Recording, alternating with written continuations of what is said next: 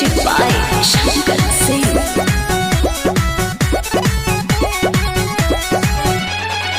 कानूनी गाजुर माजुर फोनवे में बोलता, डरता करे जाई मान हमर डोलता।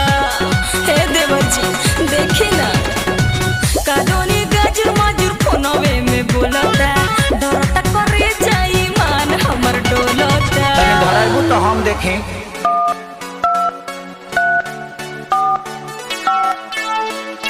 बिना ताम ते धर से भरी नत नितली, भैंस दुही त सैनिटाइजर लगाते दुही।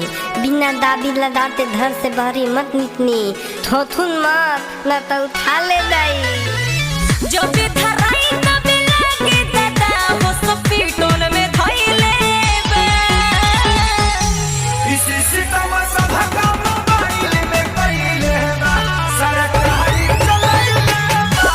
इसी सितम सब काम मोबाइल में कइले बा, सरकारी चलाइले बा।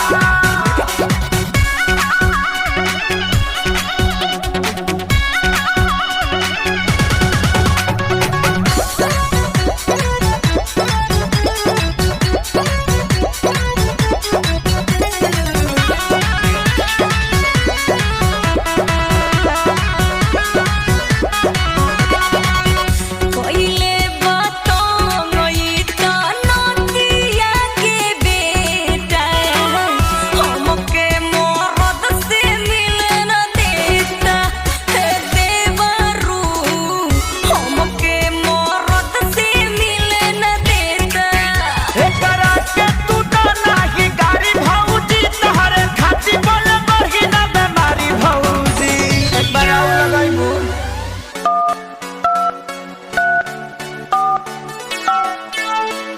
कोविड-19 से बचे के लिए आहा सब घरे में रहू। सरकार का निर्देश का पालन करो। दिन में भर दिन साबुन सरफ से हाथ धो, गरम गरम पानी पियो और हाथ में सैनिटाइजर लगाओ। सोटे न देता के होके लगे सबके जहु आइले बा। इसी सितम सब काम मोबाइल में कइले बा, सरकारी चलाइले बा।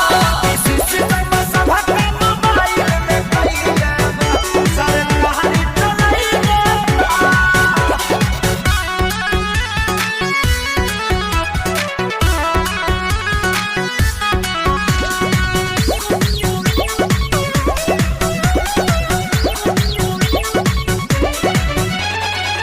सैया पवन से मिलती मन करे मोरा, इहे बनल बाटे रोड़ा।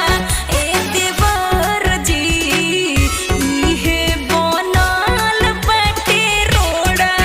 कहतानी जनरेशन कर थोड़ा भौजी, भैया आ जाई है धाली हम करा भौजी। लास्ट पर आउ लगाओ तो।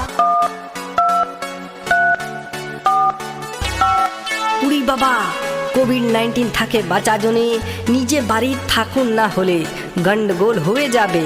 নিজেকে সাফ রাখুন। এইখানে বিনা কামকে না আসবো, নাই তো পুলিশ ধাসবো। থথুন মত না তো উঠালে দেয়। एही से